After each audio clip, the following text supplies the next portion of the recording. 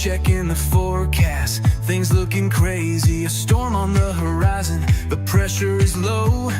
Gotta get moving, put on a show. The news is all buzzing, state of alert, but we've got a plan, we're ready to work. Emergency Management Associates, we're here for the crisis, we're here for the fates. From the first sign of trouble to the all clear sign, we're on the front lines, we're one of a kind. Emergency Management Associates, we're the calm in the chaos, we're opening gates, connecting the dots and making the calls. We're picking you up when you're starting to fall.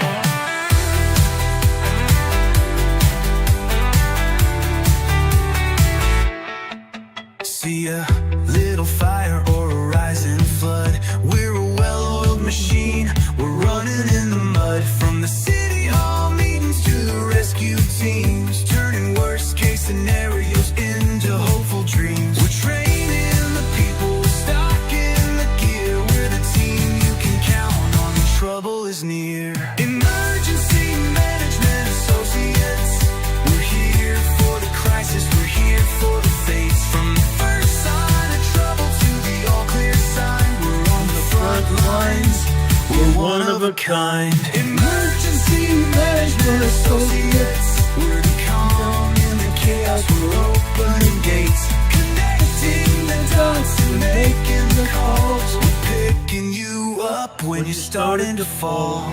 It's more than a job, it's a calling, you see. Prepared for the present and what's yet to be. Every second counts, we're ready to react for our communities. We're making an impact.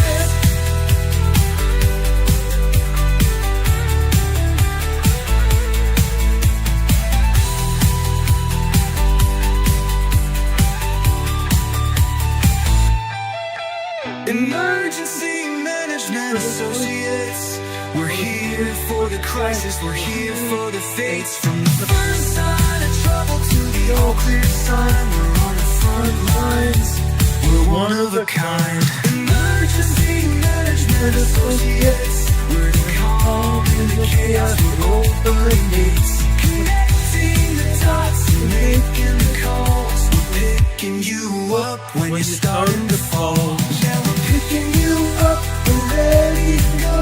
EMA, let's get this show on the road. Hey guys, should we get this show on the road? I'd like to think we shall. We shall right now. Let's get this on the road right now. Oh, what fun it is to ride in a one-horse open sleigh. This is Emergency Management Associates on the air for you today. Welcome to Emergency Management Associates. My name is Ron Tyler. We're coming to you from the Area Command, 392 miles west of Kitty Hawk Beach, North Carolina. Welcome to our show today, guys. It's going to be jam-packed and all kinds of fun. At least I hope so. The first thing I want to talk about, yes, we're going to get to the new manifold. The new manifold is moving, guaranteed. I want to first talk about what is going on in California.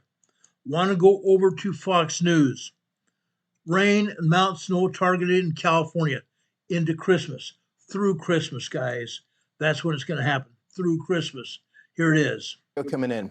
We just can't catch a break out west. I wish we had better news for you. And this is coming in from Redding, California, Northern California, where they have been soaked.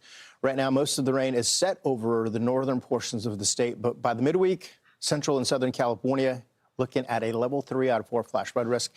Sadly, one person has been confirmed dead from all of the flooding in Redding, California.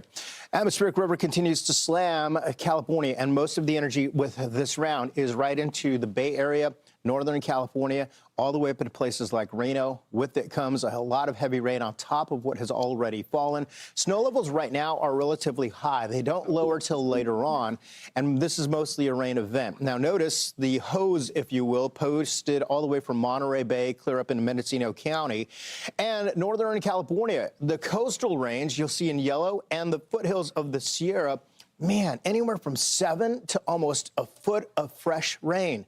All of that is going to lead to some rivers that will start to swell, and it has been relatively dry this month. November was okay for most of California, but this month has been dry.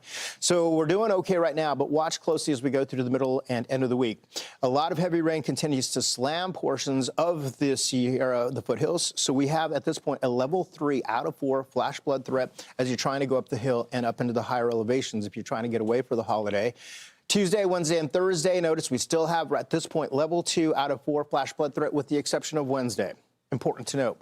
Wednesday, there's a level 3 out of 5. It does include LA all the way down in through San Diego. Now, San Diego also getting in on the heavy rain with that next round of rain. And when you look at these totals, impressive. The southern-facing mountains of Southern California will get the brunt of it as the flow comes in from the south and southwest, and that could lead to localized flooding, especially in and around burn scar areas. Watch closely with the forecast. Now, the hose for a good chunk of the day, notice, right into Northern California. Southern California, a few rounds of rain starting to moisten up the atmosphere. But then once we go in through Wednesday, boom, there you go. Look at that amount of rain. Center of circulation just off the coast. As that colder air gets closer in, we start to see the snow levels drop. You've got another round of rain. Look at that system coming on in. And this one comes in with some very cold air. That will bring the snow levels down. The chance for thunderstorms as well. As we watch the active pattern, you've got a nice dip in the jet that goes all the way down across the Pacific. And this dip in the jet will allow waves of energy to come through. Those waves of energy continue to produce all of the heavy rainfall. Now, as we look ahead through Thursday, we've got more in the way of rain, and finally we get some snow over into the Sierra. But notice a lot of thunderstorms. I talked about that cold air off the coast that brings the snow levels down. It brings the chance for thunderstorms to the state. That comes with lightning and this type of setup, quick spin-ups as well. And by the time we get into the end of the week, it extends all the way down into portions of Southern California. So I wish we had better news, but we've got to watch that one closely for you. Okay, it's going, guys. Guaranteed. Daughter's name is Madeline. This thing is going. It's not going to stop. This is just the beginning of the season. This is just barely the beginning of the season, guys. It's not going to stop at all. Okay? Let me put this on right now. Wednesday morning, looking live to the right at Snoqualmie Pass. Overnight, we saw winds of more than 100 miles per hour in some places in the Cascades. In the lowlands, we're tracking trees on homes, widespread power outages, and school closures. As the flood situation on several local rivers is nowhere near stabilized this morning, we need a break, and Mother Nature is just not providing one just yet. New video, pictures, and weather alerts pouring in this morning on X. Some of the most dramatic are those National Weather Service reports of wind speeds 112 at Alpental, 99 at White Pass. Incredible, and a sign we are nowhere near this bout of severe weather in western Washington. Lots to get to on your Wednesday morning. Glad you're with us here on ARC Seattle on the CW. I'm Steve McCarran. And I'm Tyra. I'm sorry, this is last Wednesday. Okay, I was thinking that was this morning. This is last Wednesday. Now I want to go back into California right now. Okay, in California, there is a state of emergency that has been declared. Let's play this for you.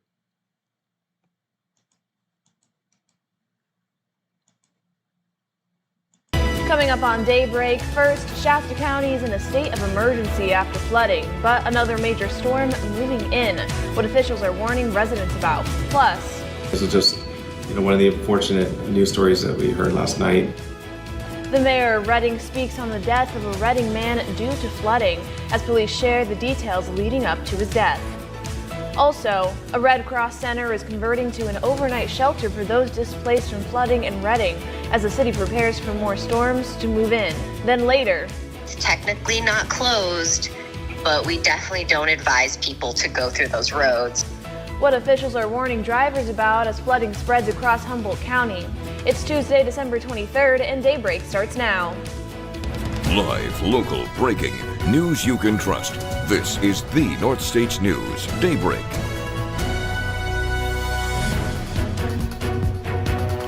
Happy Tuesday morning. The time is 5 a.m. Welcome to Daybreak. I'm Christina Mendez. Coming out with a live look this morning along Highway 44 as you come into downtown Redding from the rooftop camera here at KRCR. You can see that rain coming down. Hopefully everyone who's driving out there is driving slow and safe. We're going to take you over to our first look at the forecast with meteorologist Colin Thee. Good morning, Colin. How you doing? Yeah, good morning, Christina. Another wet day out there today to start the morning off. Let's go ahead and take a look at some temperatures though across the area here. Pretty chilly in those higher elevation areas here. I'll get off the screen so you can kind of take a peek. Just about kind of see that spread we're seeing there. But we're about 10 degrees warmer in the valley there, so quite a bit warmer there. Let's go ahead and take a peek at that radar as you just saw that sky cam of that rain moving in. Most of it's confined to the coast over there. It is starting to move into that Central Valley region though, so keep an umbrella on you, a rain jacket, something, and then go ahead and leave a few minutes early on your way to work. So, you can take your time getting there. Don't have to worry about slipping and sliding all over the road there. So, and let's go ahead and take a look at some of these 24-hour rainfall totals over the past day that we've seen here. We're really starting to see those bullseyes in that Central Valley region there as we had some scattered showers move over the area over the past 24 hours or so, and it's going to continue as we do move into the coming days there. Go ahead and take a look at some winds though across the area. We're not seeing too much winds going on here. We're pretty calm in most of the area there. So at least we're seeing that rain, but at least it's not super windy. So yeah, it's going to be a nice breezy day, or nice not breezy day out there today. So thank you, Colin. Shasta County Sheriff Michael Johnson declared a state of emergency yesterday afternoon because of the flooding that's already happened and what's in the forecast for this week. He says his office is still assessing the extent of the damage. The last event we just had left us with various damage and vehicle and residential flooding, and was a pretty significant event. Although the structural damage has still yet to be fully assessed from that, we do have another storm moving in, a significant storm, where over the next 4 days we anticipate more flooding, more problems throughout the county. Sheriff Johnson says the last storm impacted primarily the city of Reading, but he anticipates the next storm will have more of an effect on rural areas in the county. The Board of Supervisors has to ratify the emergency declaration within the next 7 days. 74-year-old Richard Wilsey of Reading has been identified as the victim in a deadly water rescue following heavy flooding Sunday evening. Reading police say officers, firefighters, and paramedics responded just before 5 Sunday evening to a water rescue on southbound Highway 273 underneath the railroad overcrossing between Windham Lane and Buenaventura Boulevard. Heavy rain throughout the day caused significant flooding in the area. Police had closed the roadway with barricades and stationed cadets at the closure. Authorities say Wilsey bypassed the barricades, drove into deep floodwater, and his pickup truck became submerged. He called SHASCOM, reporting he was trapped and unable to escape. I was told Reading police literally jumped in the water, swam through the water, breaking the glass, pulling the victim out, and performing life-saving measures, CPR, but it was just too late and the victim didn't make it. So this was just, one of the unfortunate news stories that we heard last night. Reading police say after being pulled from the water, Wilsey was taken to a local hospital where he was later pronounced dead. The sheriff's office says an autopsy is scheduled and the cause of death is still under investigation. This video shows intense flooding in the area on 273 where it was believed Wilsey was trapped, sent to us by Kylie Evers via Chime In. With more rain expected in the coming days, police and city officials are urging drivers to avoid flooded roadways and obey road closures. The American Red Cross Center, located at Pilgrim Congregational Church, is converting to an official shelter. This means it will offer beds for those displaced by the flooding. It will remain open for the next several days as the next storm approaches. If it's safe to do so, community members are encouraged to shelter in place until conditions improve. The address is 2850 Foothill Boulevard. It's also listed on the bottom of your screen. For the latest on breaking news, download the KRCR News Channel 7 mobile app. All you have to do is search KRCR in your device's app store. Don't forget to turn on push notifications to get alerts about wildfires, traffic alerts, and all the latest local news. Heavy rainfall across Humboldt County has resulted in major flooding in low-lying areas, prompting safety concerns for residents living near rivers, creeks, and coastal roads. The North States News' Emma Underwood gave us a look at current flooded areas along with some safety reminders.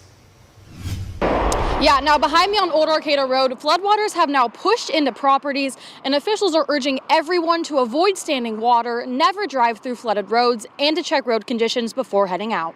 Flooding continues to impact multiple parts of Humboldt County as heavy rain and high tides push water onto roads and nearby properties, creating dangerous travel conditions for drivers and residents. Rachel Capistrano with Humboldt County Roads say some of the hardest hit areas stretch across both southern and northern Humboldt. Starting from the Garberville area to the Ferndale area and Freshwater, and Blue Lake is also flooded. With water covering roadways, officials say posted flood signs are meant to warn drivers before conditions turn dangerous. Those flooded posted signs are to warn residents that road is flooded. It's technically not closed, but we definitely don't advise people to go through those roads. While some residents needed help during the storms, county officials say this type of flooding is something crews plan for each winter. It kind of feels like a typical winter for us, honestly. I know folks had to have some search and rescue, and the sheriffs were out. I know OES was on top of folks being trapped in their homes. But for us on county roads, I would say it was a pretty typical winter for us to handle. Drivers are encouraged to check weather forecast, monitor road conditions, slow down, and expect delays as crews patrol flooded areas. Okay. Remember, turn around, don't drown. Heather was here in the chat and she said, this is a good lesson of things not to do. A man in Reading drove his pickup truck around the barricades, went through the water, got stuck, called for rescue, and he didn't make it. The roadway water went up and over the roadway and up over his truck. His truck got flooded and he died. This is a very good lesson. Turn around, don't drown. As that person from the state EOS said, technically some roads are not totally closed, but it's the best thing for you to do. If you see the flood waters going across the road, don't drive through it. Do not drive through it. The bottom underside of the road can be undermined. The bottom underside of the road can be undermined, meaning water's gone under the road, it's washed out the sand, washed out the gravel, and all that has to happen is someone with a heavy vehicle or whatever drive across that roadway, pushing the asphalt down into the ground, down into the hole where the water's already gone, and all of a sudden you have a sinkhole and your vehicle's trapped and you're right smack dab in the middle of the water. Don't do it. Use your head. Don't cross flooded roadways. We've been talking about this for a very, very long time. Don't do it, guys. You're risking your lives. You're risking your lives. The state of emergency has been declared in Shasta County by the Shasta County Sheriff. Obey the rules, guys. Obey the rules and stay alive. This is the Christmas season. We haven't had this kind of flooding in a very long time. Guys, you want to make it where you're going to go. You want to make it to your destination. The best thing for you to do is obey the rules and obey the law. Otherwise, you're going to find yourself either in a big old heap, a lot of trouble, or you're going to find yourself dead. And then your family's going to mourn you on what should be a great day of celebration. The celebration of the birth of Jesus Christ. Remember that. Turn around, don't drown, don't cross flooded roadways. Now, this storm is all the way from northwestern Washington all the way down south to San Diego. Okay? All week long. Literally all week long. Even San Diego's had some rain today. The rain's going to increase into tomorrow, and then it's going to go all weekend long. From San Diego to northwest Washington. Be safe out there. Now, this storm's not just going to affect the coastline. This storm is going to go all the way across the United States as well. Okay? Right now, you saw the rain forecast. That big atmospheric river is going from the southwest to the northeast. That's going up north. Okay? Starts down in California and it makes its way through the north. Idaho is going to get hit. Washington's already gotten hit. Montana, Wyoming, North Dakota, South Dakota, Nebraska, Colorado, Utah, Nevada, and even Arizona is going to get hit as well. After that storm comes through San Diego, it's going to move east into Arizona. Arizona has mountains, and yes, it has deserts. In the deserts, they flood out very easily.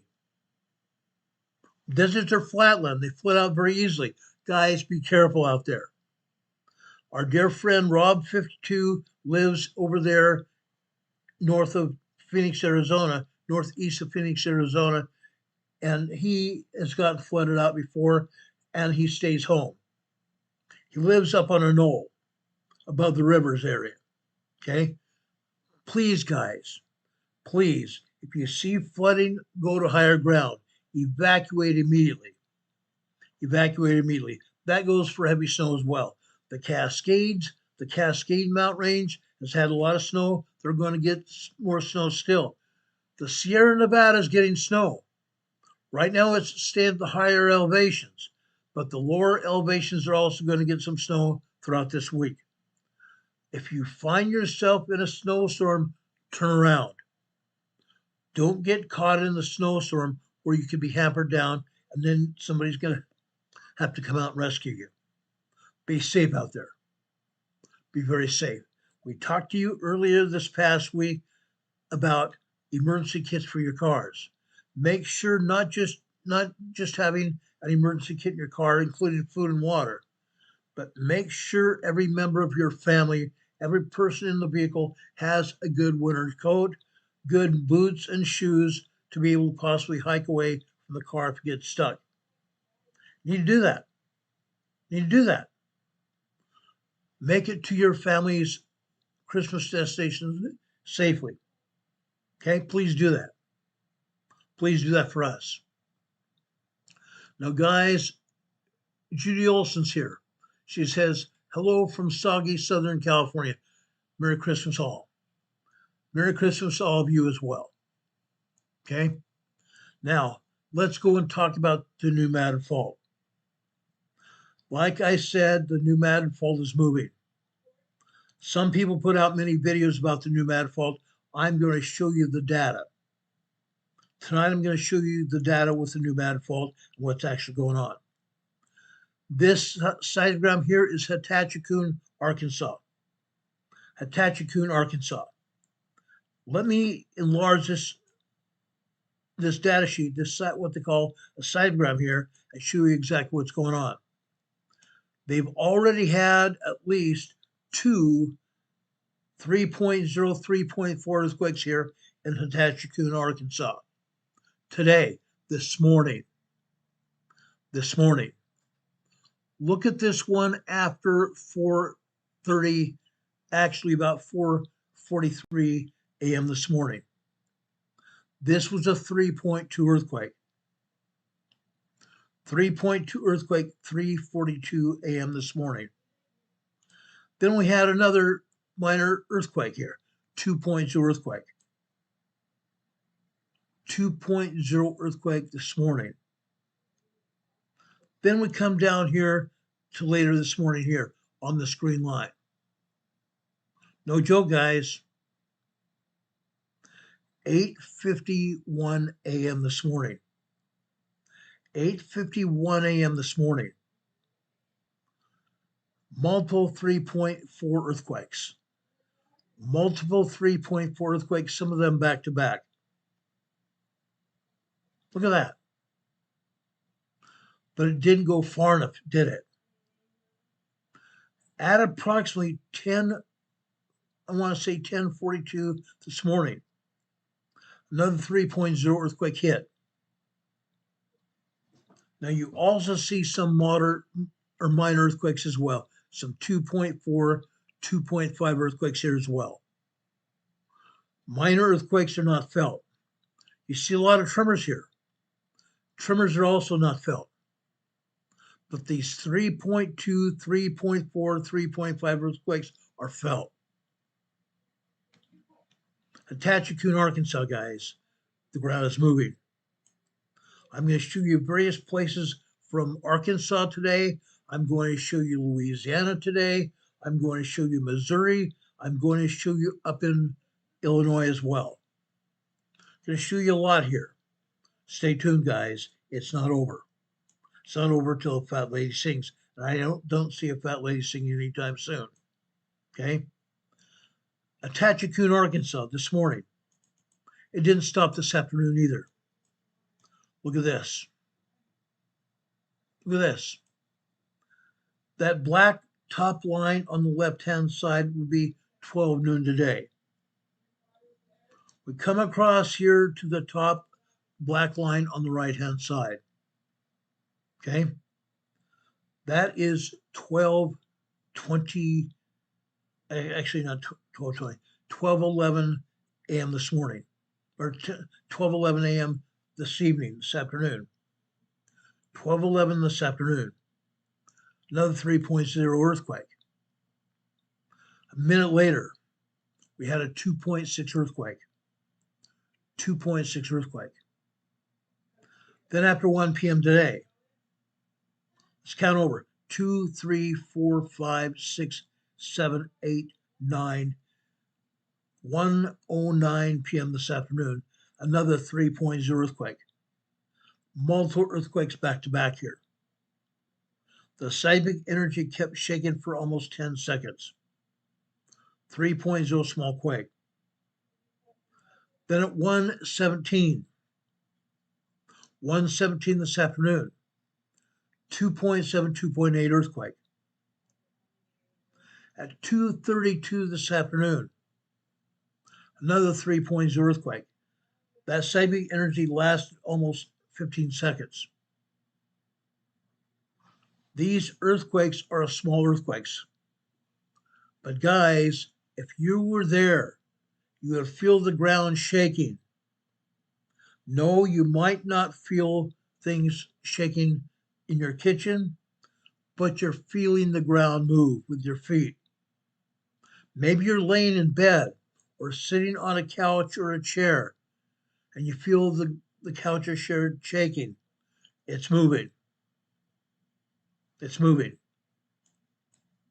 Okay? Let's go over to Little River, Arkansas. Little River, Arkansas here. Here we're seeing tremors here. All morning long here. All morning long tremors. Long duration tremor activity. Little River is right alongside the Pneumatic Fault on the west side of the fault. Not that far from Little Rock, Arkansas. Okay? Let's keep going here. Little River, Arkansas this afternoon. More tremors here. Okay? Then we go to Arkansas. Mark Tree, Arkansas. Look what's happening here. Yes, we see tremors here. Up at the top after midnight on the black line here. On the left-hand side would be 12 midnight. We go over here to approximately 12:07, 12:08 this morning. Here we see tremors beginning into pushing 2.0, 2.3 earthquakes. Midnight. Then at 1:15, more shaking, tremors. 2:15 this morning, more tremors. 2:30 this morning, more tremors.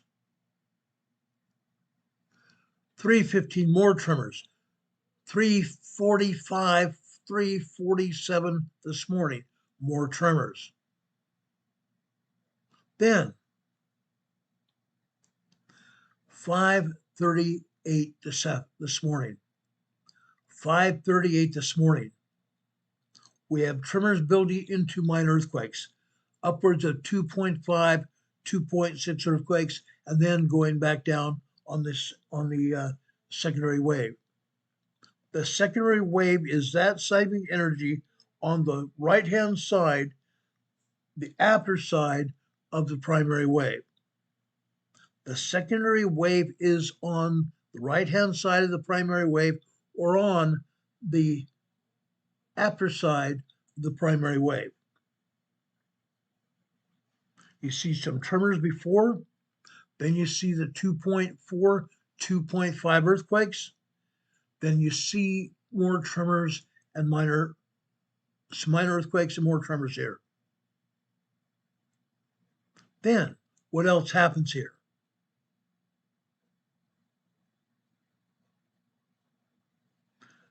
"7:54 a.m. this morning. More tremors. 1.4, 1.5 tremors building into 2.3 earthquake. And then all of a sudden we have a 3.5, 3.7 earthquake. 3.5, 3.7 earthquake this morning. That's powerful. That's powerful, guys. Not just shaking, minor shaking, but this time we are on the upper side of the 3 level. Anything 3.5 to 3.9 is considered still small earthquakes, but this is not very small. These are gradually going into some substantial shaking activity. Okay? This kind of shaking can rattle pictures off of walls, can rattle books and knickknacks off of shelves. 3.7 to 3.9 should be considered something you need to deal with. 3.0, 3.5, yes, you're feeling shaking beneath your feet. Above that, then you're going to start seeing more things happen. That's what happened here. That's what happened here. 8 a.m. this morning, it continued with tremors. From 7:55 on, that built up into a substantial earthquake. Then the tremor activity continued after 8 a.m. 8:15, more tremors on the red line there. Down here at the bottom, blue line here is 11:30 this morning. But that blue line didn't start until after we had some tremors after 11, I want to say 11:43, 11:44 this morning, or 11:28, 11:29 this morning. 11:30, we have more tremors. It's continuing. Marktree, Arkansas typically has probably 6 to 10 3.0 earthquakes every morning. Every morning. We only saw 1 over 3.3, 3.5 earthquake here. 1. Other than that, yes, we saw some minor earthquake activity here. But usually they show, yes, they do show minor earthquakes here. But more than anything, in Marktree, Arkansas, you can get upwards of 5 to 8 3.0 large earthquakes here every morning without fail. Let's go and take a look at Marktree, Arkansas this afternoon. Things are different here this afternoon. This afternoon, all we saw were tremors here. All we saw were tremors here. Okay? Let's go over to the north central Arkansas, the Ozark Folk Center. Look at this. 3 3.0 earthquakes today. 3 of them. 9:03 a.m. 3.0, 3.2 earthquake. We come across this same line to the right. Okay? 9:13, 9:12, 9:13 this morning. Another 3.0 earthquake. Not to be outdone. 9:30 on the blue line on the left. Over here, now we are at 9:40. 9:39, 9:40 this morning.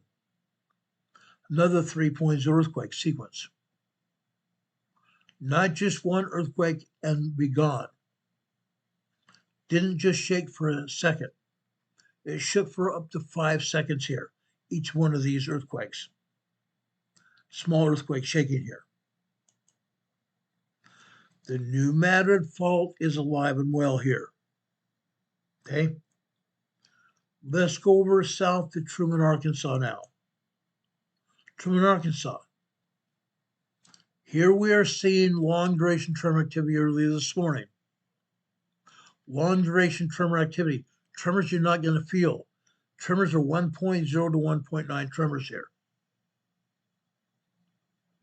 Now that changes mid-morning.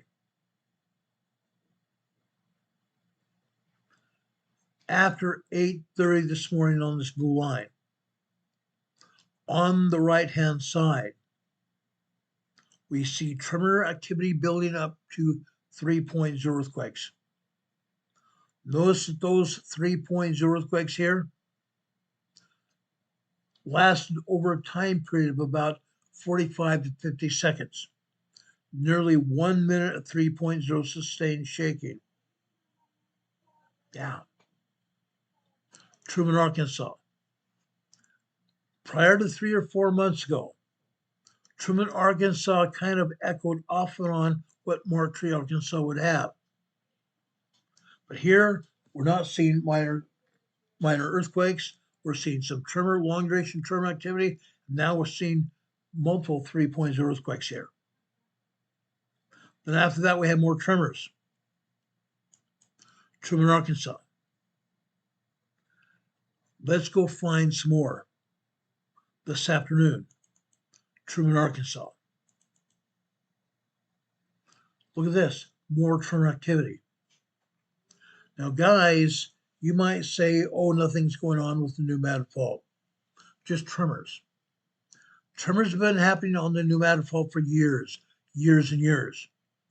Prior to 3 years ago, all we saw here on the pneumatic fault from the north side to the south end in Louisiana, all we saw was 1.0, 1.2, 1.3 tremors.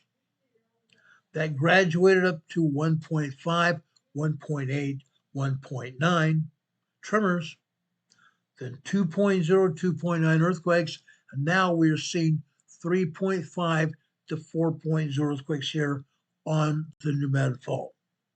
Yeah, small to moderate earthquakes here on the pneumatic fault. What's going on?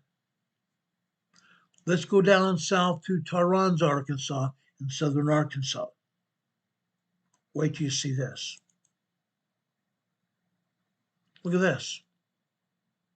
Tyronza, Arkansas, we are seeing some tremors spotting here, but we're also seeing some minor earthquakes as well. We see some 3.0 earthquakes here as well. Let's enlarge this so you can truly see what we want to show you here. Okay? Over here after 8 a.m. this morning. 8 a.m. over on the left-hand side. Now we're at 8:10, 8:11 a.m. this morning. 3.0, 3.2 earthquake. 3.0, 3.2 earthquake, and tremors also here. We drop down 8:50. 8:50 on the black, on the 8:50 on the green line here. Okay, that's a 2.6, 2.7 earthquake. Didn't stop, did it? No, it hasn't. Then we drop down here to 10:18 a.m. 10:18 a.m. on the left red line. 10:18 a.m. Another 3.0 earthquake here. You see minor earthquakes as well. 2.2, 2.4, 2.5, 2.8 earthquakes, minor earthquakes. Then over here after 10:31 a.m. this morning, 10:31 a.m. on the blue line, another 3.0 earthquake here. Tyronza, Arkansas. Tyronza, Arkansas, for the past 2 years have seen a lot of tremors, a lot of minor 2.0, 2.9 earthquakes. Now in Tyronza, Arkansas, yes, we're seeing minor earthquakes. We're also seeing 3.0, 3.2 earthquakes. Tyronza, Arkansas. All up and down the entire pneumatic fault. The entire fault line is shaking here. The entire fault line is shaking. As I have said before, it's my belief that over the past 3 years, we've seen increasing seismic activity here on the Pneumatic Fault. That's going to continue. Prior to 3 years ago, all we saw were tremors, nothing new. People were asking me, Ron, what's going on with the Pneumatic Fault? I would say nothing, just tremors. That changed 3 years ago. It changed from up to minor earthquakes, and now, as of 2 years ago, we're seeing 3.0 to 4.0 tremors, 4.0 earthquakes here on the Pneumatic Fault.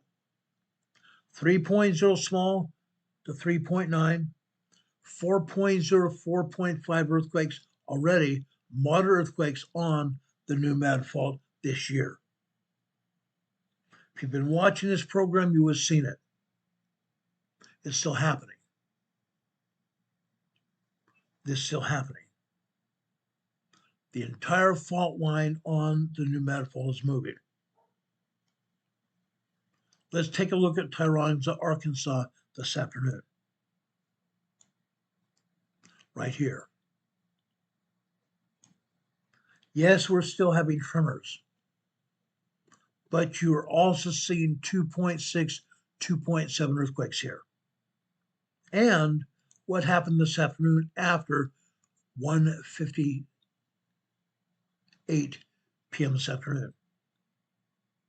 1:58 p.m. this afternoon, we had 3.2, 3.3 earthquake on that green line on the right-hand side. The ground is moving. 1:15 this afternoon on the left red line. 1:15 this afternoon, we had a 2.8, 2.9 earthquake. We go over towards the right on that same red line.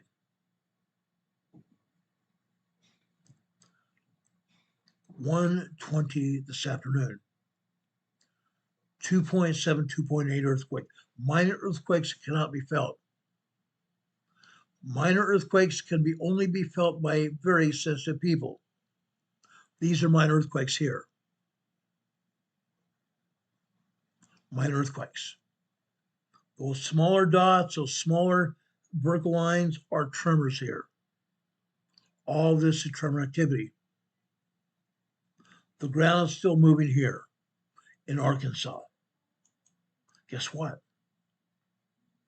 It did not stop with Arkansas. It did not stop with Arkansas. Guys, the entire area is moving. Let's go north to Illinois. We've been showing you seismic activity in Illinois, which is the north part of the Pneumatic Fault. Look at this. Decatur, Illinois. Decatur, Illinois is also moving. Look at this. Most of this is all minor earthquakes. Tremors and minor earthquakes here. The smaller vertical lines here are tremors. Okay? But you are also seeing some minor earthquakes. 2.0 to 2.7, 2.8 earthquakes here. All morning long. All morning long. Up to the top line on the left-hand side, it's midnight in Decatur, Illinois. We go across 1, 2, 3, 4 lines to the right. 12:04 a.m. this morning. 3.0 earthquake. 3.0 small quake in Decatur, Illinois. Now, we go down, further down to the bottom, towards the bottom here on this seismograph. Okay, now we're at 1, 2, 3, 4, 5, 6, 7 a.m., 7:30 a.m. this morning on the blue line. 7:30 a.m. this morning on the blue line. We go over 2 minutes. 7:32, we also have another 3.0 earthquake. Yeah. We're seeing small earthquakes in Illinois as well. Not just tremors, not just minor earthquakes, but 3.0 small earthquakes here in Illinois, Decatur, Illinois. We've seen them in Hopedale, Illinois before. Various other cities all over Illinois. Now we are in Decatur, Illinois. Let's take a look at what happened this afternoon. Wait till you see this. I kid you not. When I first saw this, I'm going, oh my gosh, what happened here? Literally. This started 3 weeks ago. All this activity in Decatur started 3 weeks ago. Look what happened here this afternoon. Okay? Let me enlarge this so you can see it. It's not just tremor activity. We are seeing multiple 2.0 to 2.9 earthquakes. We're seeing multiple 3.0 earthquakes here. Look all over this seismograph. These earthquakes are happening. People are actually feeling these earthquakes happening here in Decatur, Illinois. What happened here this afternoon? 4:30 this afternoon. 4:31, we had another 3.2 earthquake. 3:36, we had another 3.0 earthquake. Actually, this one was a 3.3 earthquake. 3.3 small earthquake. These other earthquakes here are minor earthquakes, 2.0 to 2.9 earthquakes. The entire New Madrid fault from north to south is moving. It's moving in a big way. Prior to 3 weeks ago, we never saw this kind of activity before in Illinois. Occasionally, Stronghurst, Illinois would have maybe a minor 2.2, 2.3. Yeah. Decatur would have just tremors. But 3 weeks ago, things started opening up here.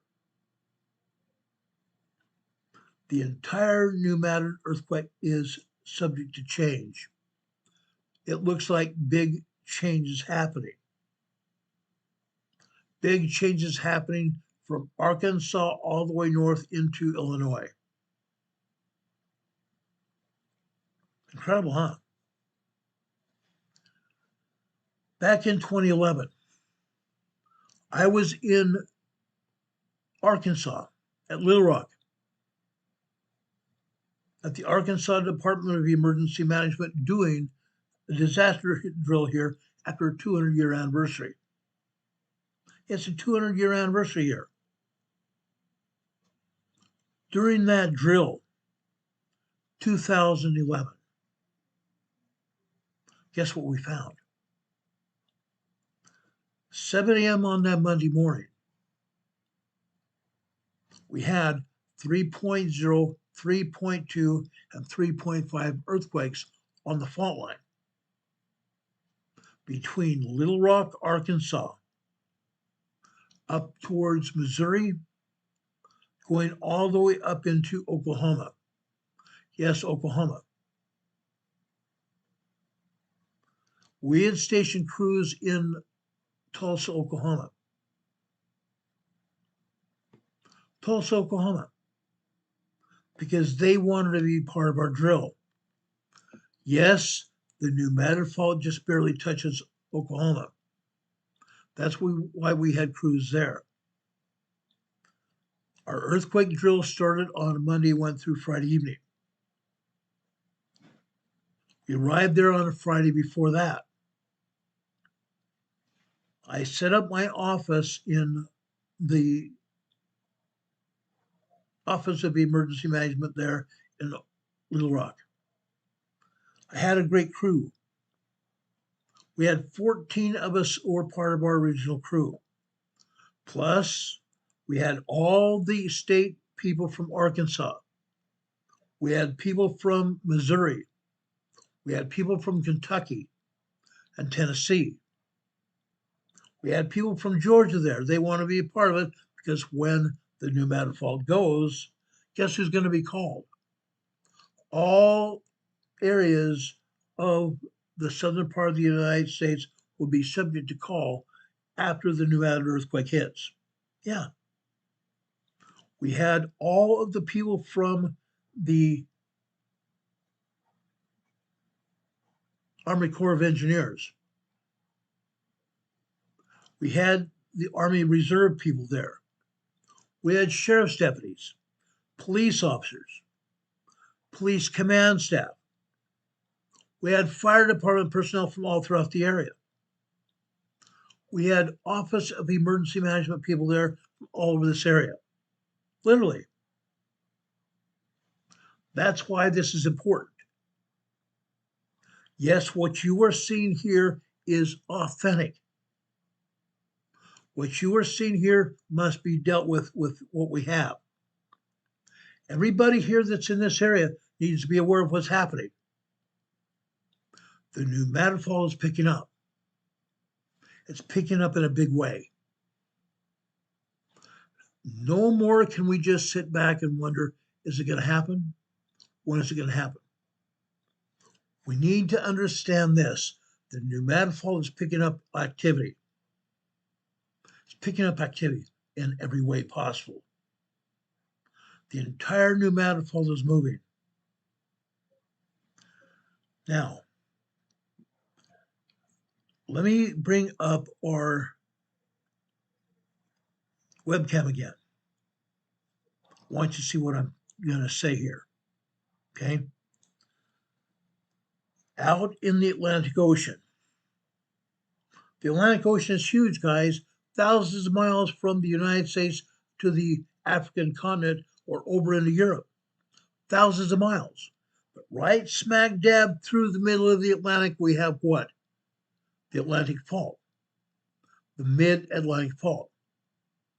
What is presently happening with the Mid-Atlantic Fault?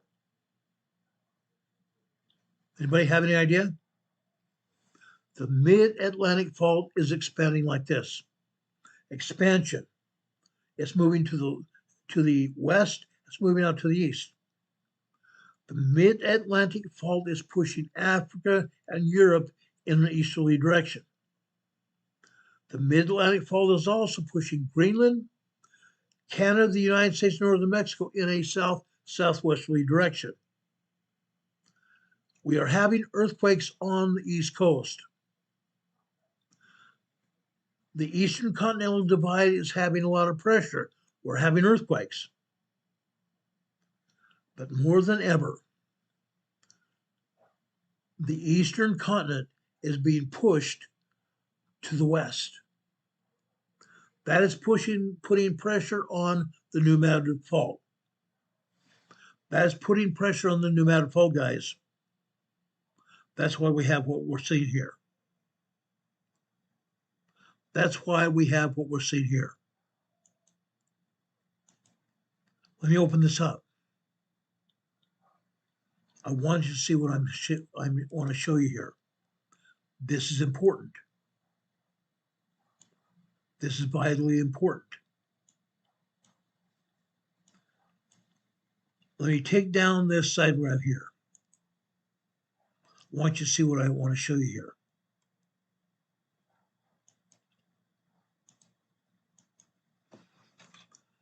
Now, what you were looking at is the Atlantic Ocean here.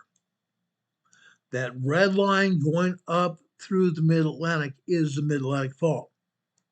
It's expanding, putting pressure on the pneumatic fault. Over here on the pneumatic fault here today, right there. The USGS is showing an earthquake right there. This is in Arkansas, Lynn, Arkansas, Lynn, Arkansas. This is a 1.8 tremor. You might ask, why are they not showing not just the tremors, but the minor earthquakes and the 3.0 earthquakes. Why? Why not? Because they don't want to admit what's happening here. The politicians don't want us to see what I'm showing you. That's because the politicians on both sides of the fault want to keep their jobs for as long as possible. This is happening in California. It's happening in Arizona. It's happening in Idaho, Montana, Wyoming, Utah. Happening in Washington, Oregon. Happening everywhere. That's because when the earthquakes hit, people are going to be caught off guard because the agency is too damn stupid to make sure people are aware of what's happening. The politicians don't want the information to go out. Why? Because, folks, if the politicians lose their job, if people move out from these areas, who's going to pay the bills? If people move away from this fault line, or they move away from the San Andreas in California, if they move away from the volcanoes and the Cascade earthquake fault, who's going to be left? Who's going to be shopping there? If people start moving away, the shops are going to close, the stores are going to close. Who's going to pay the bills? Who's going to pay the taxes? If people are moving away, the stores are closing, who's going to pay the taxes? Nobody. So if the taxes are not being paid, the cities and the counties aren't getting any money, right? Yeah.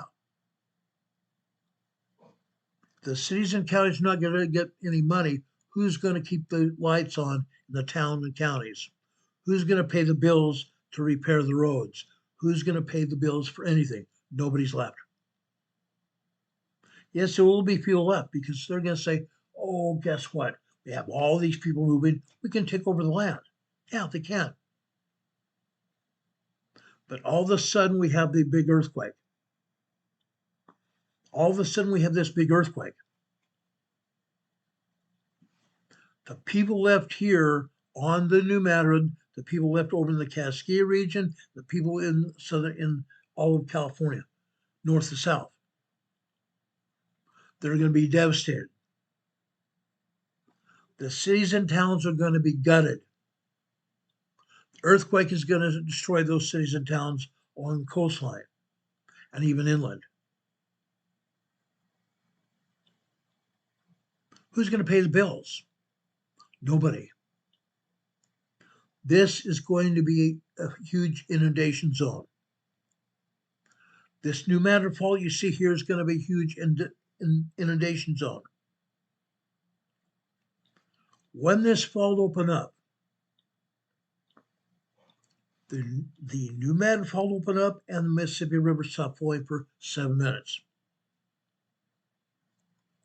The Mississippi River stopped flowing for 7 minutes.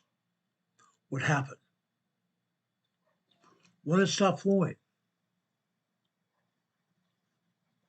it created a huge lake called the Real Foot Lake. REELFOOTE Lake. Real Foot Lake. Back in the day, 1811 time period, this area was sparsely populated. Yes, people lived here in cabins and such. People worked alongside the river. There were boats floating timber and such up and down the river, timber and rice and wheat and beans up and down the river to various towns and cities. When the Mississippi River hit with that earthquake, the Mississippi River stopped flowing, creating the Real Foot Lake. Thousands and thousands of gallons of water stopped there in the Real Foot Lake area, flooding what was left of cabins and lives there in Tennessee and Arkansas. Plain and simple, it's flooded the area. Now, throughout this area, we have 2-lane blacktop. 2-lane blacktop, 1 lane in each direction, except on Interstate 40. Interstate 40 from Little Rock, Arkansas into Tennessee. That's a 3 or 4 lane highway, if I'm not mistaken. I drove on it back in 2001. I drove on it. Now, what happened in 2002 or 2022? In 2022, there was someone in a canoe over by Little Rock, Arkansas, between the border of Arkansas and Tennessee on the Mississippi River. They saw large cracks in the steel holding the bridge up. The Arkansas Department of Transportation, the Tennessee Department of Transportation suddenly had to send their engineers out. They had to fix a bridge. They closed the bridge, several lanes of traffic at that time, to repair that big, huge piece of steel where there were cracks. Why are the cracks happening? Because of the New Madrid earthquake. There is seismic shaking there. Yes, the ground is shaking. But more than that, the ground is moving, causing great stress on all the girders and all the bridges throughout that area. They're constantly repairing the roads in that region as well. 2-lane blacktops, 1 lane in each direction. Those blacktop roads were horse and buggy paths at one time. Back in December 1811, 1812. December 1811 and January 1812. There were dozens upon dozens of 6.0 to 7.5 earthquakes up and down the fault. Yes, up and down the entire fault line, causing huge fissures, huge holes opening up in the roads, huge holes and fissures opening up in the farmland. Yeah. They had to repair those horse and buggy paths so they get people up and down the fault, so they can deliver food and water up and down the fault line. Back in the day, the area was very sparsely populated. There were homes from the shaking that burned. People had fires in their fireplaces. The cabins burned down. Some cabins flooded out from the expansion of the river. The river changed directions in some places and moved in others. Great areas of land moved and changed. People lost their lives. Imagine what's going to happen now when the New Madrid fault moves again in a big way. This time, guys, scientists are now saying that this is going to be an 8.0 to 8.5 earthquake. It's going not just to be a 7.1 like they thought the last one was. Now they're saying the last one was probably closer to an 8.0. This next one is going to be an 8.0 to 8.5 earthquake. Before it was sparsely populated, now millions of people living up and down the fault, along the fault line. Up and down the entire fault line. See Jonesboro, Arkansas, guys? Jonesboro was greatly affected. There are towns there right alongside the fault. Those towns and cities are going to be destroyed. Fires are going to happen. Gas main breaks, water main breaks. Fires are going to happen. How are they going to put out the fire when the water mains break? They're going to have to bring in helicopters to the area. Water drops to put out the fire. How are they going to get gas for their vehicles? cars, trucks, fire trucks, how are they going to get gas? It's not just going to be natural gas mains breaking. Other major infrastructure is going to come down all over the place. It has to be repaired. They're going to have to airlift equipment and property and other people to that area to help repair the infrastructure. Now, over here in northeastern Arkansas here, northeastern Arkansas, right here. See Blytheville there? There is a town just south of Blytheville. Town south of Blytheville there. They lived along the fault line. There is a funeral home director that's also the county director of medicine. He runs a funeral home there. He has 2 huge semi-trailers with refrigerators on them, and in his funeral home parking lot. Why? Because, guys, he's also the emergency manager. He knows what's going to happen. He knows when that fault gives. People are going to die en masse. The funeral home itself won't be able to even keep up. That's why he's got the refrigerator trucks. The funeral home is preparing for what's happening. The whole area is moving, guys. Even around Reelfoot Lake. There are cabins, there's homes.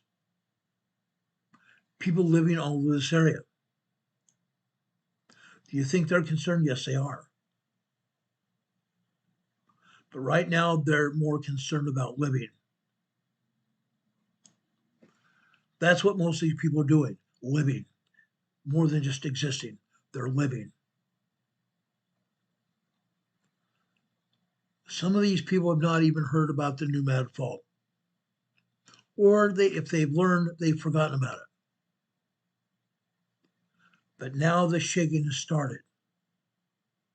In the past 3 years, the shaking has not just begun, it's moving, and it's continuing.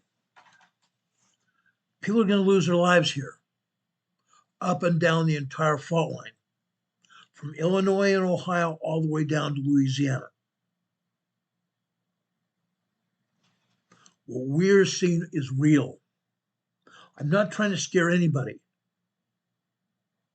I want you to understand what I'm talking about. The politicians don't want anybody to know about this. Even when that girder on that bridge linking Tennessee to Little Rock, Arkansas, even when that happened, they downplayed it. No, not a big deal. We'll just reroute traffic a little bit and close off part of that bridge to repair the bridge. They did it. But they tried not to even let people know about it. That's a fact. That way, politicians remain in control. They're telling people at ADEM, the Arkansas Department of Emergency Management, don't be too quick at telling everybody.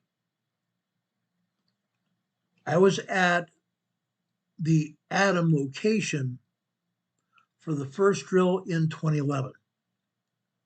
Now, subsequently, we've had 2 more drills. I was not there after the second or third, but I was here in North Carolina monitoring what's going on and helping them, just as I did during the drill when I was there in 2011. I helped dispatch emergency personnel and the Army Corps of Engineers, and the reserve forces there. Both Air Force, Army, and Marine Corps there that were helping us. Yes, we paid citizens there to play victims. We paid citizens there $10 an hour to play victims. That way, emergency crews, the police, the sheriff's deputies, the highway patrols, the sheriffs and police departments from up and down the fault line, they were all in play here, as well as fire departments, as well as emergency medical crews, hospitals, everybody was in on it. That way they can more quickly respond to the disaster when it happens.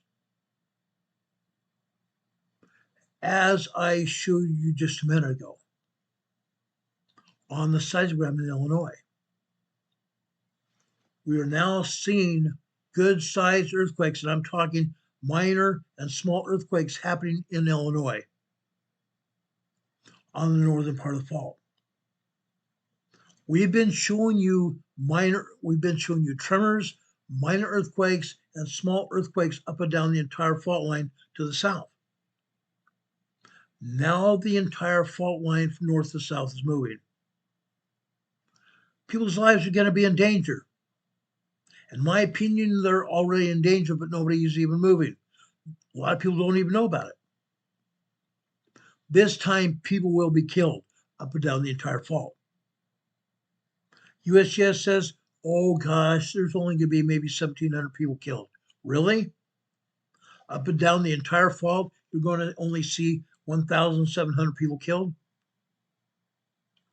Millions of people live all over the fault.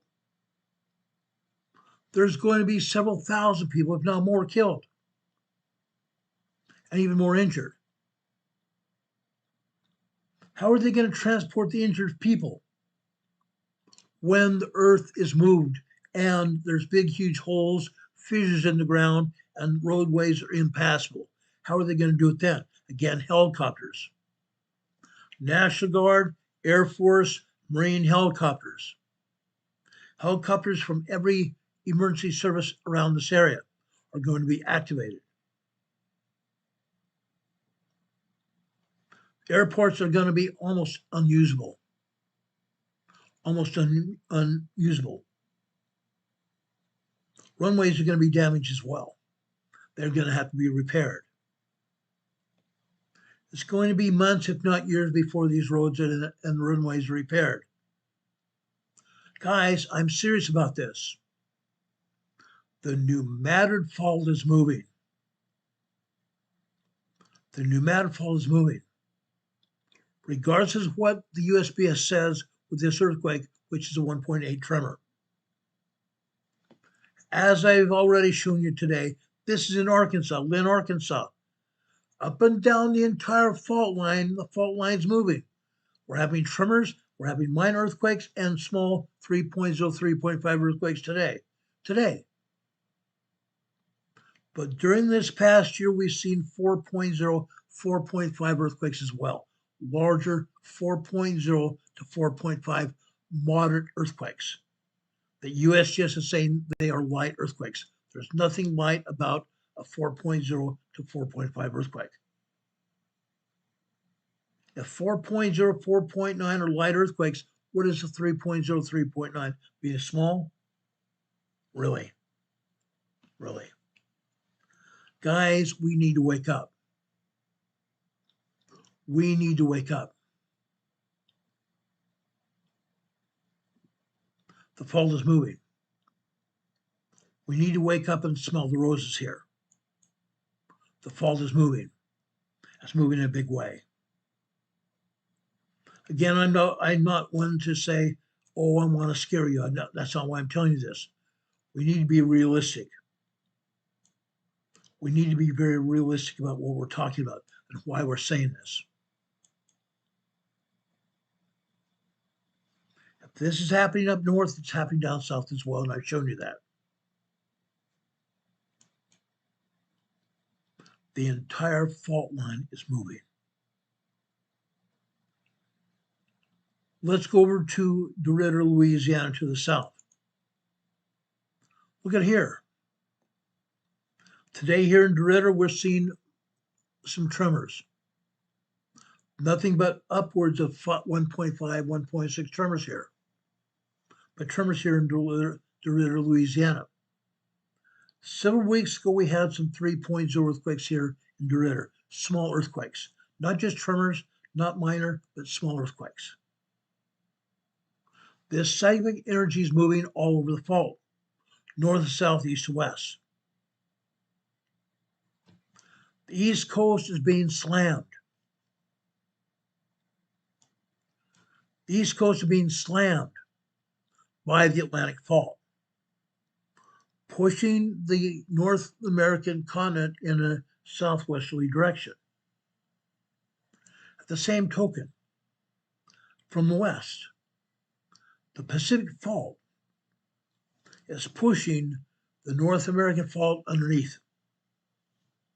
The Pacific Plate is forcing itself underneath the North American continent, forcing more energy, forcing earthquake energy. So we're getting energy from the east, we're getting energy from the west, across the entire North American continent. We're seeing the entire New Madrid Fault being squeezed. The entire New Madrid Fault is being squeezed. That's one of the reasons we're seeing this many earthquakes. The entire fault line is being squeezed. DeRidder, Louisiana. Now let's go over to Missouri. Marcus Cemetery, Missouri here. In the past weeks and months, even I would say the last 2 years, what we're seeing here is unusual, completely unusual. Yes, we're seeing microquakes here. We've also already seen microquakes and tremors. But here today, they're only showing a handful of tremors here and one minor earthquake. One minor 2.2, 2.3 earthquake here. Usually this entire seismogram is filled with minor earthquakes. 2.0, 2.9 minor earthquakes. This year already, about a month ago, we saw 3.0 earthquakes here at Marcus Cemetery. What I think they are doing is they are wiping the seismograph clean. They're not showing all the earthquakes here at Marcus Cemetery anymore. They're trying to deceive us what's going on. The earthquakes here at Marcus Cemetery were more all day long. More all day long sequence. Now we're seeing late morning hours, seeing some minor earthquakes and tremors. That's very unusual. Very, very unusual. But again, they don't want anybody to know what's going on. This afternoon here at Marcus Cemetery, look what we have here. Now you're seeing minor earthquakes here. 2.6, 2.7, 2.8 earthquakes here. And 2.0 up here at the top. On that black line this morning, 1, 2, 3, 4, 5, 6, 12:06 this afternoon. 2.8, 2.9 earthquake. 2 minutes later, we have a 2.0 earthquake. On the red line just beneath it, that's a 2.2 earthquake. On the blue line beneath that over to the left, 12:30, almost 12:34 p.m. this afternoon. Another 2.0 earthquake. 2:49 this afternoon. Another 2.0 earthquake. Then on the green line over here on the right-hand side, 1:57 p.m. this afternoon. 2.5, 2.6 earthquake. Then guys, Guess what? We have tremors building up to 2.0 earthquakes and then going back down to just tiny tremors. Long duration tremors building up to 2.0 minor earthquakes and going back down. Barker Cemetery. In the past, we have never seen long duration tremors here at Barker Cemetery. Never. Yes, we've seen individual tremor activity. We've seen individual minor earthquakes. But now you see the ground continue to shake. You're seeing the ground continue to shake here in Missouri. Incredible, huh? It really is. Let's go over to Cape Girardeau. Here in Cape Girardeau, we saw minor earthquakes before, but lately, all we are seeing is increased seismic activity with tremors. Look at all these tremors. Close to 100 tremors here this morning here in Cape Girardeau, Missouri. Incredible. 100 tremors here. This afternoon, we have more tremors here. About 50 tremors here this afternoon. This is after 2:34 this afternoon when I pulled the sidegram. 2:34 this afternoon when I pulled the sidegram. Tremor activity here. Cape Girardeau. Missouri is moving, guys. Missouri is moving. Let's go over to Carton, Missouri here. Here in Carton, Missouri, we see long duration tremor activity here. In Carton, we've had 3.0 earthquakes here. We've had tremors here. We've had minor earthquakes. We have never seen long duration tremors here in Missouri before. They're happening now. That means the ground is constantly under attack. The ground is constantly moving.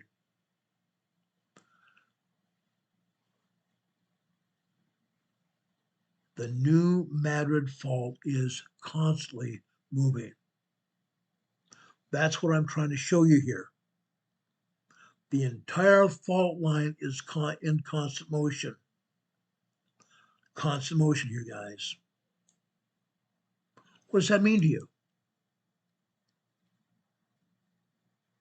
What does this mean to you? Wesley 2x574 says, Steele and Crothersville, Missouri, trust me. Yes, I totally trust you. The entire fault line is moving in a big way. Let's look at Guam, Missouri. Same thing. In Guam, Missouri, we used to have tons of minor earthquakes, 2.2, 2.4, 2.5, 2.7, 2.8, 2.9 earthquakes. Look what's happening here.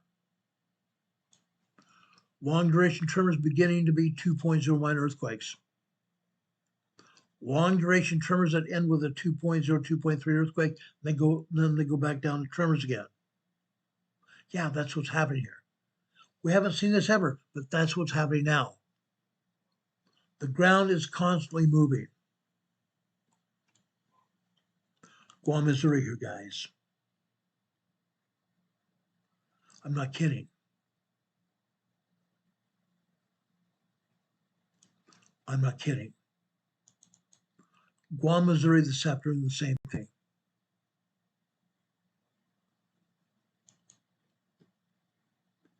Now,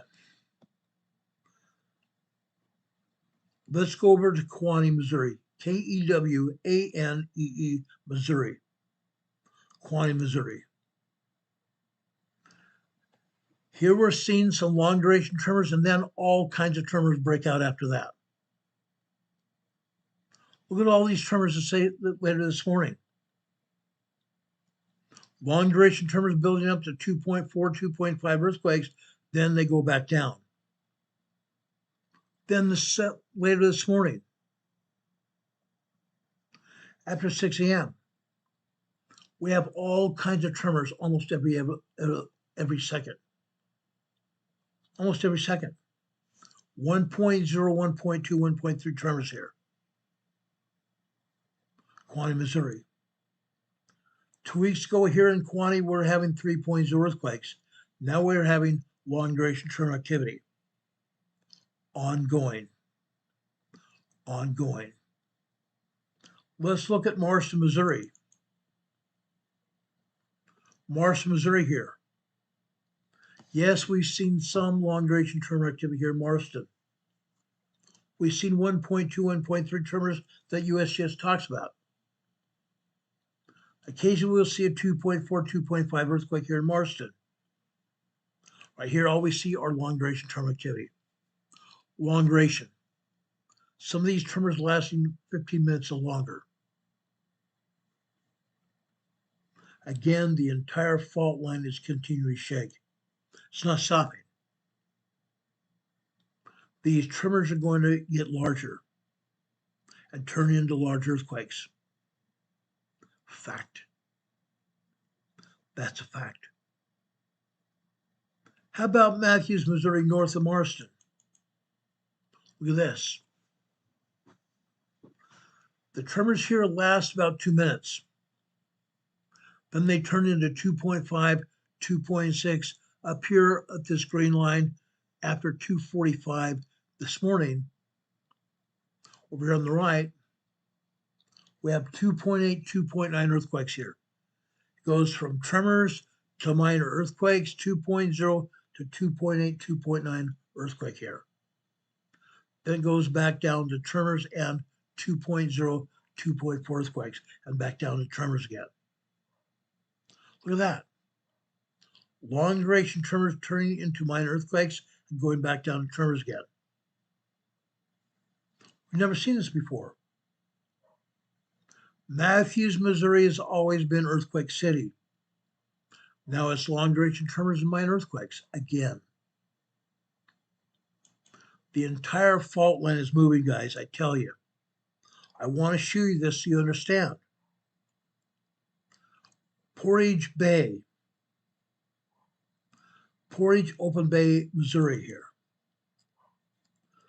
Portage, Missouri used to be tremors and minor earthquakes. Yes, we're seeing one minor earthquake, 1.2, a 2.1 earthquake here. 2.1 earthquake happened after 10, I want to say 1, 2, 3, 4, 5, 10:20 this morning. 10:20 this morning. All of the rest of this activity are microquakes and some tiny tremors here. That's also never happened. We've had minor earthquakes here, Portage Open Bay. We've also had 3.0 earthquakes happen here at Portage Open Bay. Always. Again, things are changing here on the Nomad Fault. The entire fault line is moving in a large way. We're going to see some more changes here. We're going to see a lot more changes here. As the seismic energy ramps up here. Yes, we're going to see tremors building up. We're going to see minor earthquakes building up. We're going to see 3.0, 4.0, 4.5. Yes, I believe we're also going to see large 5.0 earthquakes hit here in Missouri very soon. I'm talking soon. Let's go over and look at Portageville, Missouri. Look at this. On the top blue line, this is 12:30 this morning. 12:31, 2.2, 2.3 earthquakes for about 2 minutes. 2 minutes, we have some minor earthquakes here. We come down to 3:30 this morning. Tiny tremors.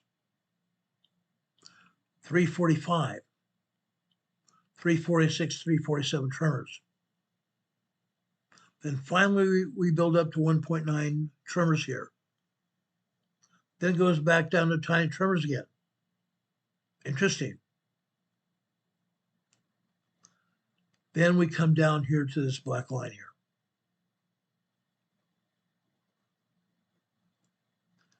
7 a.m. this morning. on the black line here. Over the right, 7:10, 7:11, tiny tremors. Then at 7:12, it builds up. Minor earthquakes, 2.5, 2.6 earthquakes. 30 seconds later, 3.0, 3.3 earthquakes again. 3.0, 3.3 earthquakes here. This seismic sequence lasts a minute and a half. Minute and a half. Incredible, huh? Guys, this is on the New Madrid Fault. On the New Madrid Fault. Not on either side, but on the fault. This is the center of the New Madrid Fault here in Missouri. The center of the New Madrid Fault is here in Missouri. You're seeing here. You're seeing proof of what's happening here in Missouri. Again, yesterday, a newspaper article came out saying there's movement on the New Madrid Fault. Yes, there is. This is proof of it. Up and down the entire New Madrid Fault the last 2 years, we've had minor earthquakes and tremors and small earthquakes as well. This proof of it. This proof of what's going on. The entire fault is moving. Portersville, Missouri this afternoon. Look what happened here. On the far right here, on the left-hand side would be 12 noon. Over here on the right-hand side, 12:13, we had some tremors. 12:14, the tremors continued. 12:14, they become larger minor earthquakes. Then suddenly, out of nowhere, they become 3.3 earthquakes. This 3.3 earthquake starting at 12:14 lasts over here to 12:16, 12, almost 12:17. 3.0, 3.3 earthquakes here. Portersville, Missouri this afternoon. Seismic activity is rocking the New Madrid Fault, guys. Rocking the entire New Madrid Fault. The center part of the New Madrid Fault is in Missouri. It's moving. And everyone needs to be aware of what's going on. Nobody else is showing you this. Nobody. Earthmaster talks about it, but he's not showing you the data. I'm the only agency, the only person showing you the data. This proves what we're talking about. The politicians can't hide it any longer. The jig is up. The jig is up. The New Madrid Fault is moving. What are you going to do about it?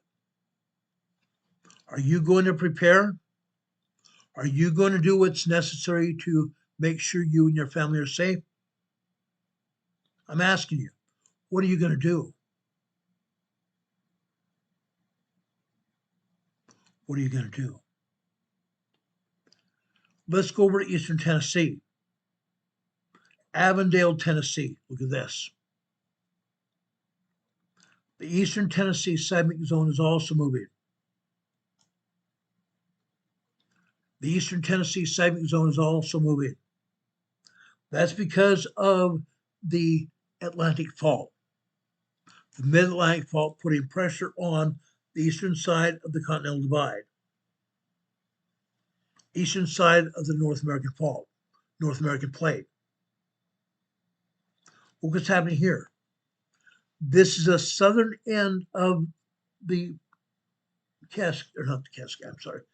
the southern end of the Eastern Continental Divide. The Tennessee seismic zone. It's moving. It's moving in a big way. We've shown you earthquakes before. Here is real shaking. This is real shaking. 2.4, 2.5, 3.0, 3.5 earthquakes happening here in eastern Tennessee. Avondale, Tennessee, guys.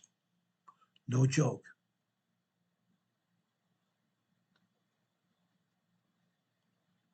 How about Harper, Tennessee? Let's show you that.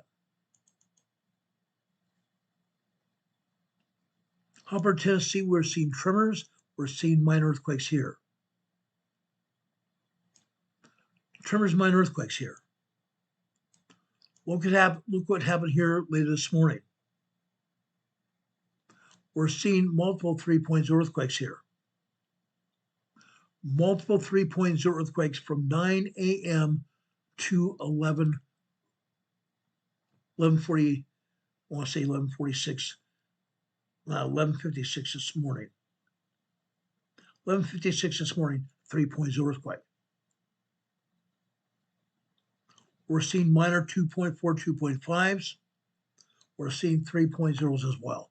Small earthquakes happening here on the Eastern Continental Divide. Guys, the whole place is moving. The eastern Tennessee seismic zone is moving. The southern end of the Continental Divide. That's just this morning. That's just this morning. How about this afternoon? Let's look at this.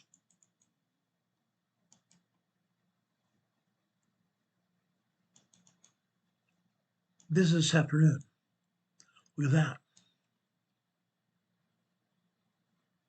I'm seeing 2, 3, 4, 5, 6, 7, 8, 9, 3.0 large earthquakes.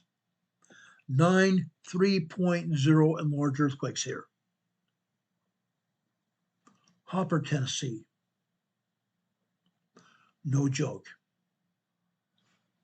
The Eastern Continental Divide is being pushed, smashed by the Atlantic Plate. All kinds of pressures being put on the Eastern Continental Divide. All kinds of pressure. That's what's happening here.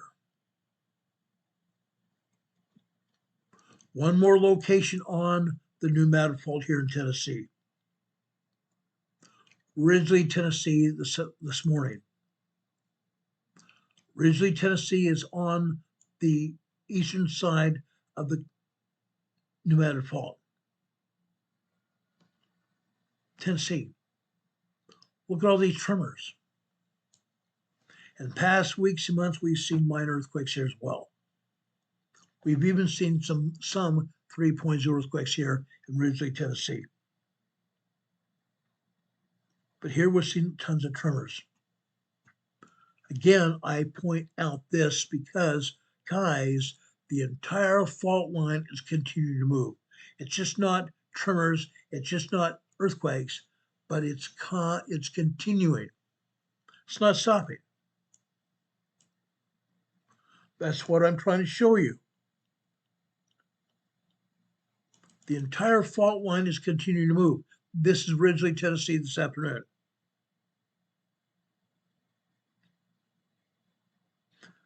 In Ridgely, Tennessee, we're going to see minor and small earthquakes continue. But for now, the ground is shaking, it's not stopping. Not stopping at all. Why am I showing you this? I want you to get it through everybody's heads. I want you to help me pass on this information. Share this channel's information with everybody you know. Show what we're showing you. Show everybody, your neighbors and friends, your family, your extended family, the people you work with, and also the people you associate with on social media. Show them what's going on Emergency Management Associates on the New Madrid Fault. The New Madrid Fault is moving in a big way. Are we going to be able to save people's lives here? I certainly hope so. I certainly hope so. The seismic energy is picking up. The seismic energy is picking up, guys. Yes, we've seen some 5.0 earthquakes around the entire world. We've seen some 5.0 earthquakes down in the South Pacific and Indonesia. They're going to continue. Off the northeast coast of Taiwan, we saw another 5.0 earthquake south of Hualien City, just barely off the coast. As we see these happening, we're seeing solar flares launch from the sun. The plasma radiation radiating from the sun hits the Earth's atmosphere. Hits the Earth's atmosphere, goes into the atmosphere, heats up the atmosphere. Then the plasma radiation hits Earth's surface, heating up the surface, heating up the plates, heating up the faults. All the gunk and grime that's been holding the faults and the plates in place has been turned into an oily, greasy-like substance. That's causing earthquakes. It's also causing the plates to move. All that gunk and grime on the plates, the biological material, the sand, the dirt, the gravel, when the plasma radiation heats it up, all that turns into an oily, greasy-like substance, allowing the plates more freely move like this. That's what's going on. That's what's going on with faults as well. Does everybody understand what I'm talking about? Does everybody understand what I'm talking about? Carl Smith here in the chat says the entire plate is moving. It is. That's what's causing this action. The plates are moving, causing the faults to move as well. The plasma radiation heats up the faults, doing the same thing as the plates. All that gunk and grime, all that friction is turned into oily, greasy-like substance, allowing the faults to more freely move. More earthquakes. More and more earthquakes. I've told you about what's happening down in Southern California. Yes, we're having earthquakes, a lot more earthquakes than USGS or Caltech is showing us. I can show you seismograms all over Southern California showing you earthquakes that the USGS and the Caltech engineers in California are not talking to us. They don't want us to see it. They're also erasing data just like you saw on some seismograms tonight. Erasing the data. That way they think if they erase it, nobody's going to see it. But the fact still remains that earthquakes are still there. Earthquakes and tremors are still happening. On the New Mountain Fault, I'm going to promise you this. One day soon we are going to see a major earthquake on the San Andreas Fault. It's going to happen. We don't know when. There is some clown on YouTube, and he's also on Facebook, calling for a major earthquake every Sunday in Los Angeles, every Sunday for the past many years. Don't believe what he's saying. Yes, we're going to have a major earthquake on the San Andreas Fault in Southern California, but it's not going to happen every Sunday. Not going to happen, but it is going to happen. The Cascadia megathrust earthquake to the north in the Pacific Northwest, it's going to happen. On Christmas Eve 2019. Christmas Eve 2019.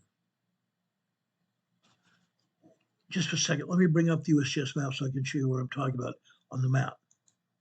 I want you to understand what happened on Christmas Eve that evening. Take down our banner here and let me bring up this map.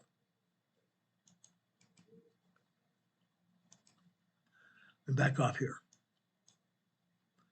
Over here in the southern Cascadia subduction zone, right between the Gorda Ridge here and the Cascadia subduction zone, we have another 3.6 earthquake.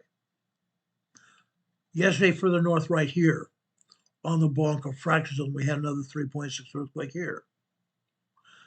That earthquake was off the bat in Oregon. This 3.6 here off of the Gorda Ridge is right between the Gorda Ridge and the Cascadia subduction zone is a 3.6 west of Pistol River, Oregon.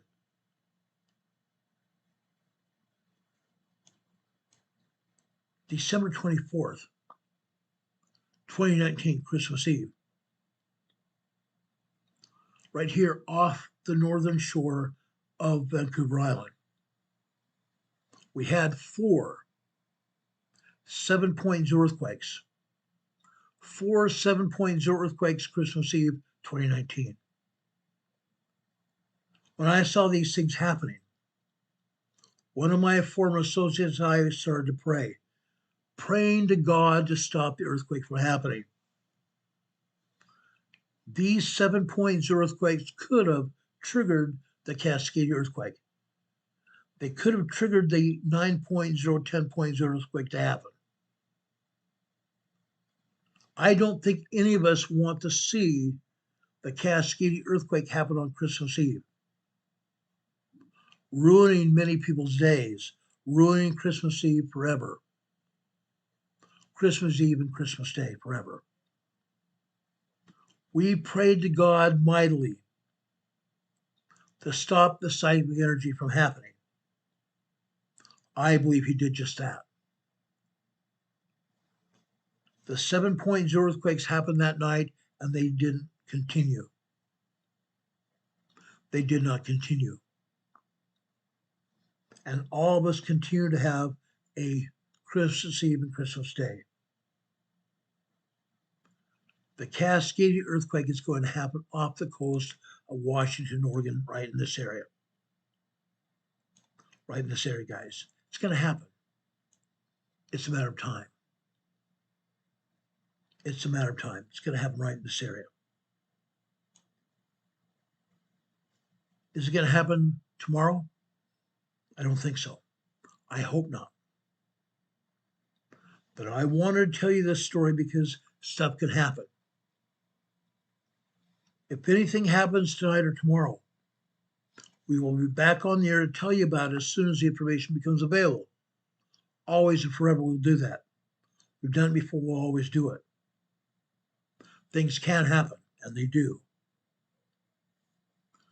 Tomorrow evening,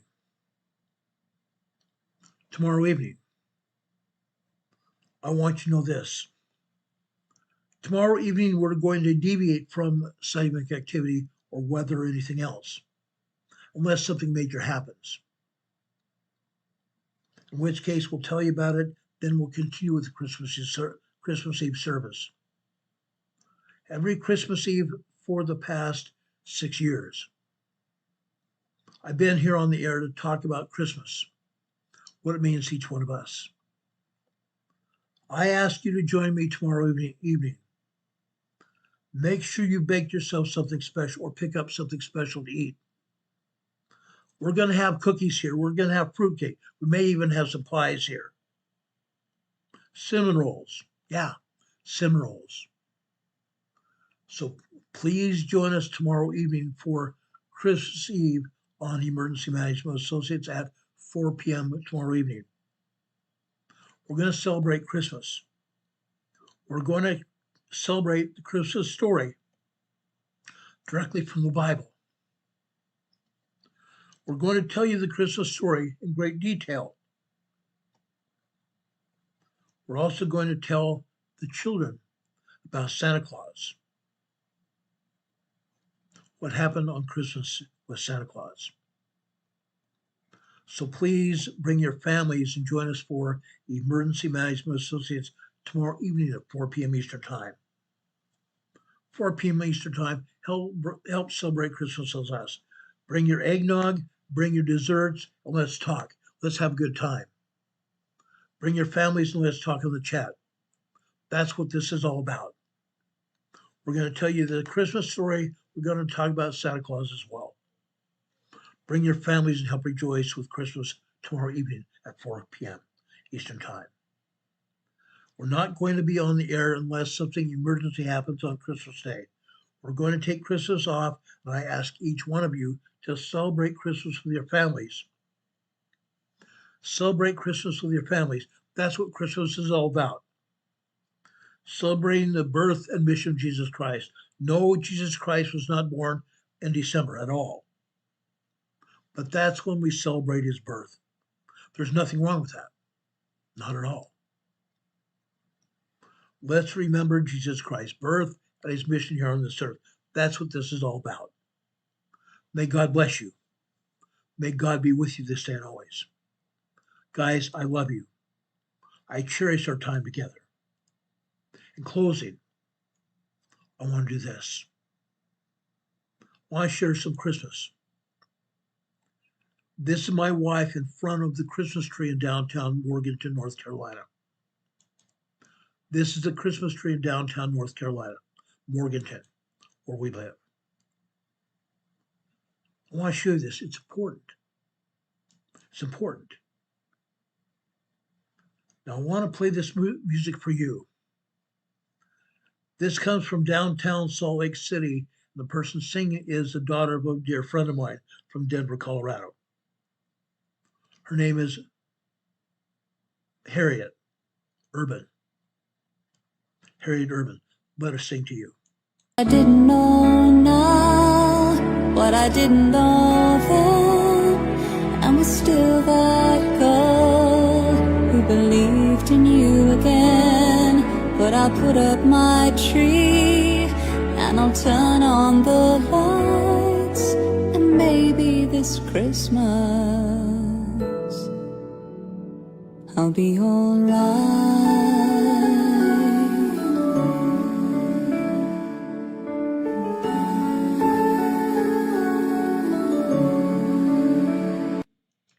Wasn't that beautiful, guys? Wasn't that beautiful? May God bless you this Christmas season, that you will have the spirit of Christmas with you all during the holiday. May God bless you. May God be with you until we meet again. We'll see you on the other side. Good night, everybody. Have a great evening. Take care. See you tomorrow at 4 p.m. Eastern Time for Christmas here from Emergency Management Associates. Bring your families. We'd love to have you. Have a good night. God bless. See you soon. Good night.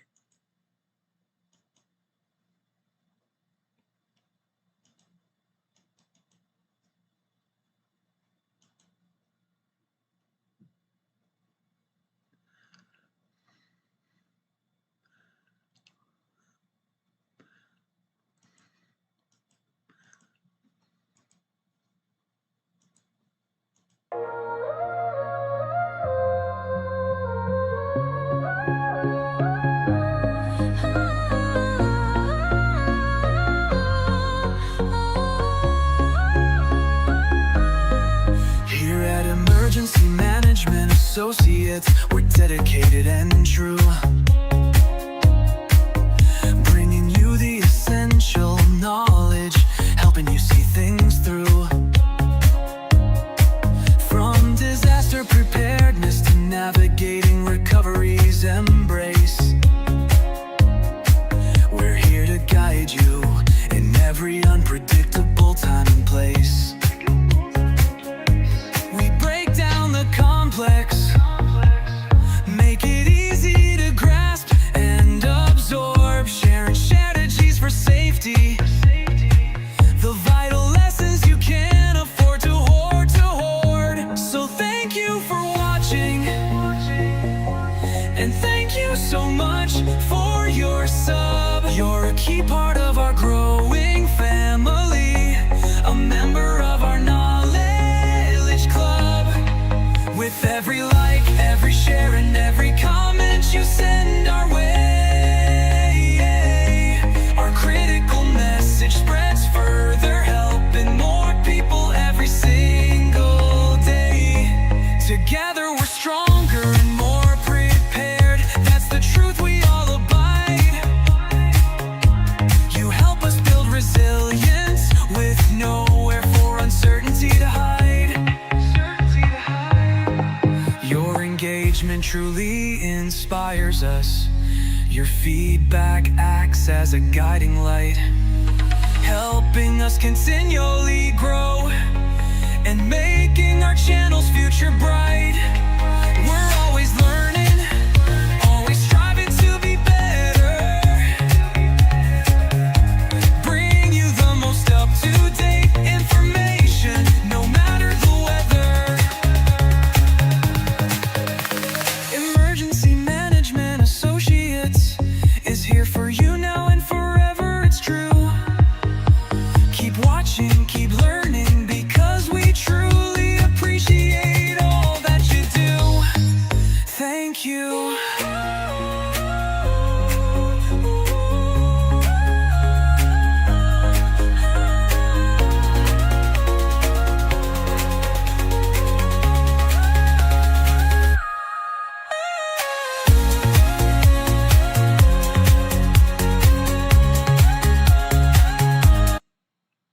Good night, everybody. Merry Christmas.